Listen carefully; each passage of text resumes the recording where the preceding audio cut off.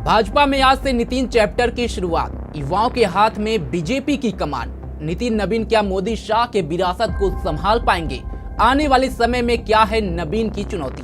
क्या अब बीजेपी में होंगे बड़े बदलाव? क्या संगठन की रणनीति बदलेगी या मोदी शाह युग की निरंतरता बनी रहेगी? आज की स्पेशल रिपोर्ट, जिसमें बात होगी नितिन नवीन का सफर, चुनाव प्रक्रिया, ऐतिहासिक संदर्भ और भविष्य के सवाल, तथ्यों के साथ बेबाकी से हमारे साथ बने रहिए, क्योंकि ये सिर्फ एक पद का बदलाव नहीं, बीजेपी की नई दिशा का आगाज है। नमस्कार, स्वागत है आप सभी का। मैं हूं सत्येंद्र शर्मा। भारतीय जनता पार्टी में नया दौर शुरू हो गया है। 45 साल की उम्र में सबसे युवा राष्ट्रीय अध्यक्ष बनकर नितिन नवीन ने प्रधानमंत्री की उपस्थिति में बीजेपी की कमान संभाली। 19 जनवरी को बीजेपी मुख्यालय में भाजपा के राष्ट्रीय अध्यक्ष के नामांकन की प्रक्रिया शुरू हुई। नितिन नवीन के पक्ष में 37 नामांकन पत्र दाखिल किए गए। इसमें प्रधानमंत्री नरेंद्र मोदी, अमित शाह, उत्तर प्रदेश के मुख्यमंत्री योगी आदित्यनाथ जैसे दिग्गजों के प्रस्ताव शामिल थे। कोई दूसरा उम्मीदवार मैदान में नहीं उतरा, इसलिए वे निर्विरोध चुने गए। रिटर्निंग ऑफिसर के लक्ष्मण ने इसकी पुष्टि की। बीजेपी मुख्यालय में औपचारिक समारोह का आयोजन किया गया, जिसमें प्रधानमंत्री मोदी, अमित शाह, सभी बीजेपी शासित राज्यों के मुख्यमंत्री और वरिष्ठ नेता मौजूद रहे। मुख्यालय को दुल्हन की तरह सजाया गया। फूलों की मालाएं, रंग बिरंगी लाइट्स और कार्यकर्ताओं में जबरदस्त उत्साह देखा गया। अब बात करते हैं बीजेपी में अध्यक्ष कैसे चुने जाते हैं। पार्टी संविधान के मुताबिक राष्ट्रीय अध्यक्ष का चुनाव हर 3 साल में होता है। नामांकन, जांच और अगर जरूरी हो तो वोटिंग, लेकिन ज्यादातर मामलों में निर्विरोध चुनाव होते हैं, जैसे अमित शाह और जेपी नड्डा के साथ हुआ। सबसे पहले बात करते हैं नितिन नवीन की। बिहार के पटना जिले के रहने वाले नितिन नवीन आरएसएस से जुड़े हुए हैं और बीजेपी में लंबे समय से सक्रिय हैं। वे बिहार बीजेपी के प्रमुख पदों पर रह चुके हैं और युवा मोर्चा से लेकर राज्य इकाई तक की कमान संभाल चुके हैं। 45 साल की उम्र में वे बीजेपी के इतिहास के सबसे युवा राष्ट्रीय अध्यक्ष बने। इससे पहले अटल बिहारी वाजपेयी 56 साल की उम्र में पहले अध्यक्ष बने थे। नवीन को बिहार का लाल कहा जाता है, क्योंकि वे बिहार से हैं और वहां की राजनीति में मजबूत पकड़ रखते हैं। उन्होंने एबीवीपी से अपना सफर शुरू किया और मोदी सरकार में केंद्रीय मंत्री भी रह चुके हैं। उनकी छवि एक युवा, ऊर्जावान और ग्राउंड लेवल पर काम करने वाले नेता की है। लेकिन सवाल यह है कि क्या ये युवा कमान बीजेपी को नई ऊंचाइयों पर ले जाएगी या चुनौतियों से भरे 2027-2029 चुनाव में नई रणनीति लाएगी। लेकिन नितिन नवीन के सामने कमान संभालते ही सबसे बड़ी जो चुनौती है पश्चिम बंगाल है, जहां इसी साल मार्च में विधानसभा का चुनाव होना है। भाजपा यहां कभी भी सत्ता में जगह नहीं बना पाई। ऐसे में नितिन नवीन के सामने सबसे बड़ी चुनौती बनकर खड़ी हैं ममता बनर्जी। वहीं अन्य चुनौतियों की बात करें तो 2027 विधानसभा का चुनाव, यूपी, पंजाब, गुजरात जैसे राज्य। नवीन बिहार से हैं तो पूर्वी भारत पर फोकस बढ़ सकता है। 2019 लोकसभा चुनाव, प्रधानमंत्री मोदी का चौथा टर्म या नया चेहरा। नवीन युवा हैं तो युवा वोटर्स को आकर्षित करने की रणनीति होगी। संगठन में बदलाव की अगर बात करें तो क्या ठाकुर ब्राह्मण जैसे जाति असंतोष को दूर कर पाएंगे नितिन? हालिया ब्राह्मण विधायकों की बैठक याद है ना, जिसमें यूपी से लेकर दिल्ली तक सियासी गर्मी को बढ़ा दिया था। तो वहीं विपक्ष का मुकाबला, इंडिया गठबंधन मजबूत हो रहा है। नवीन की रणनीति आगे क्या होगी? डिजिटल और युवा फोकस। नवीन टेक सेवी हैं जो सोशल मीडिया पर और एआई पर जोर देते हैं। विशेषज्ञों की माने तो नवीन की कमान से बीजेपी में नई ऊर्जा आएगी, लेकिन मोदी शाह की सलाह बनी रहेगी। क्या बीजेपी अब ज्यादा युवा केंद्रित बनेगी या पुरानी रणनीति पर चलेगी?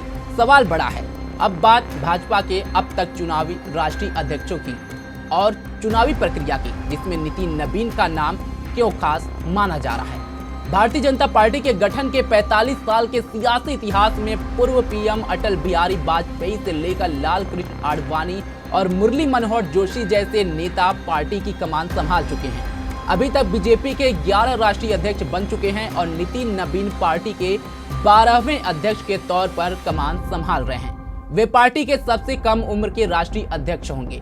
बीजेपी के राष्ट्रीय अध्यक्ष के चुनाव की लंबी प्रक्रिया होती है। पहले प्रदेश संगठनों का चुनाव होता है और उसके बाद राष्ट्रीय अध्यक्ष का चुनाव होता है। राष्ट्रीय अध्यक्ष का चुनाव पार्टी की राष्ट्रीय परिषद और राज्य परिषदों के प्रतिनिधियों से मिलकर बने निर्वाचन मंडल द्वारा किया जाता है। यह प्रक्रिया देखरेख पार्टी के राष्ट्रीय निर्वाचन अधिकारी की ओर से की जाती है।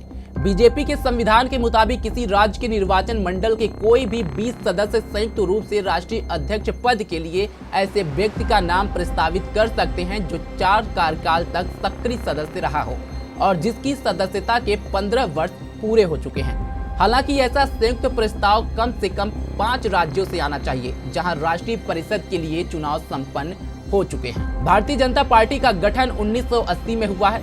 45 साल पहले जनता पार्टी से भारतीय जनता पार्टी बनी, तब शायद किसी ने सोचा नहीं होगा कि पार्टी शोहरत और कामयाबी के इस मुकाम तक पहुंचेगी। जनसंघ से बीजेपी तक, अटल युग से मोदी युग तक बीजेपी के 12वें अध्यक्ष नितिन नवीन होंगे।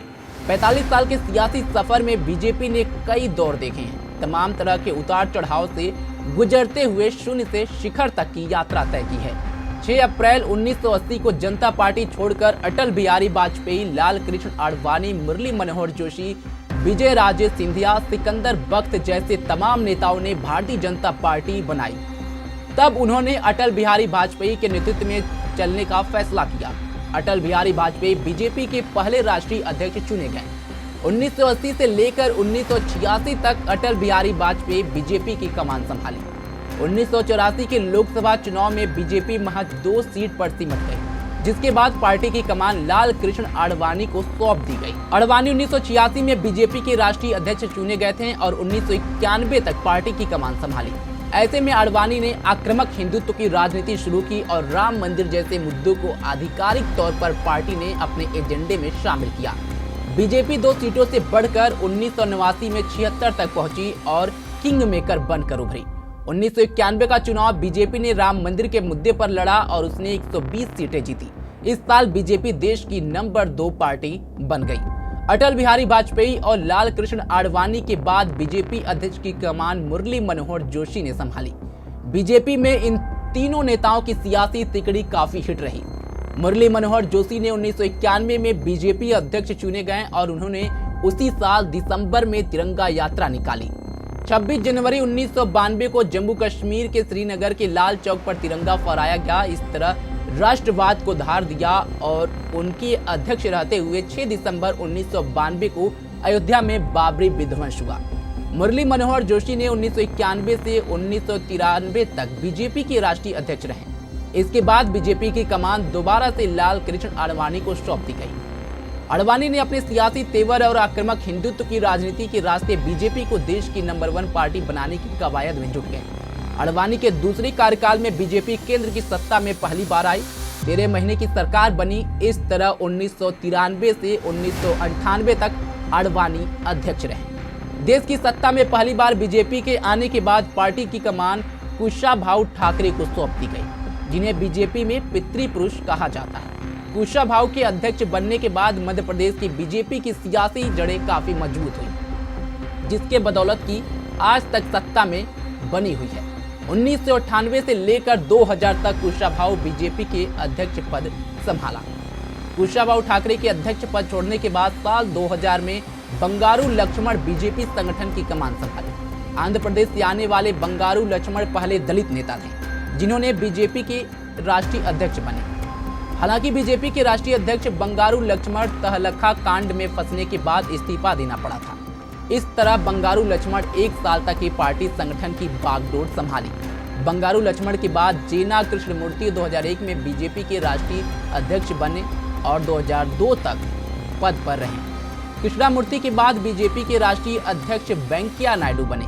साल 2002 से 2004 तक अपने पद पर रहे। वेंकैया नायडू के अध्यक्ष रहते हुए 2004 में लोकसभा चुनाव हुए थे, लेकिन इंडिया शाइनिंग के बुरी तरह फेल होने के बाद एक बार फिर से बीजेपी की कमान लाल कृष्ण आडवाणी के हाथों में सौंप दी गई। आडवाणी 2004 में तीसरी बार बीजेपी के राष्ट्रीय अध्यक्ष चुने गए और 2005 तक पार्टी की कमान संभाली। पाकिस्तान की यात्रा पर आडवाणी जाते हैं और वहां पर जिन्ना की मजार पर जाकर तारीफ करते हैं। इसके चलते उन्हें बीजेपी अध्यक्ष पद छोड़ना पड़ा था। आडवाणी के अध्यक्ष पद छोड़ने के बाद 2005 में बीजेपी की कमान राजनाथ सिंह को सौंप दी जाती है। राजनाथ सिंह 2005 से लेकर 2009 तक बीजेपी के अध्यक्ष रहते हैं और उन्हीं के अध्यक्ष रहते लोकसभा चुनाव होता है। इस चुनाव में बीजेपी को करारी मात खानी पड़ती है और इसके बाद राजनाथ सिंह की जगह बीजेपी की कमान नितिन गडकरी को सौंप दी जाती है।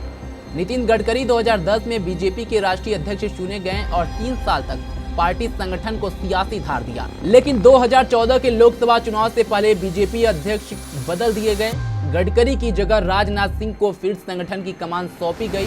राजनाथ सिंह 2013 में दोबारा से बीजेपी के राष्ट्रीय अध्यक्ष चुने गए। उनकी अगुवाई में 2014 में चुनाव होता है, लेकिन प्रधानमंत्री पद के चेहरे नरेंद्र मोदी होते हैं। नरेंद्र मोदी के चेहरे पर चुनाव लड़ने का बीजेपी को फायदा होता है और पहली बार पार्टी पूर्ण बहुमत के साथ देश की सत्ता में विराजमान होती है। यहीं से बीजेपी का सबसे बेहतर दौर शुरू होता है। नरेंद्र मोदी के प्रधानमंत्री और उनकी कैबिनेट में राजनाथ सिंह के गृह मंत्री बनने के बाद बीजेपी के राष्ट्रीय अध्यक्ष पद छोड़ना पड़ता है। राजनाथ सिंह के बीजेपी अध्यक्ष पद छोड़ने के बाद पार्टी की कमान अमित शाह ने संभाली और फिर पार्टी का देश भर में विस्तार हुआ।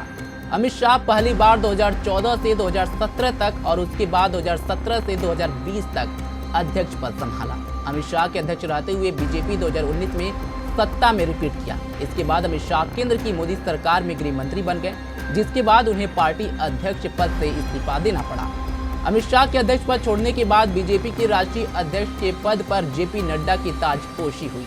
जेपी नड्डा पहले 2019 में बीजेपी के कार्यकारी अध्यक्ष बने और फिर 2020 में राष्ट्रीय अध्यक्ष निर्वाचित हुए। इस तरह 2020 से लेकर अभी तक जेपी नड्डा बीजेपी की कमान संभाल रहे थे।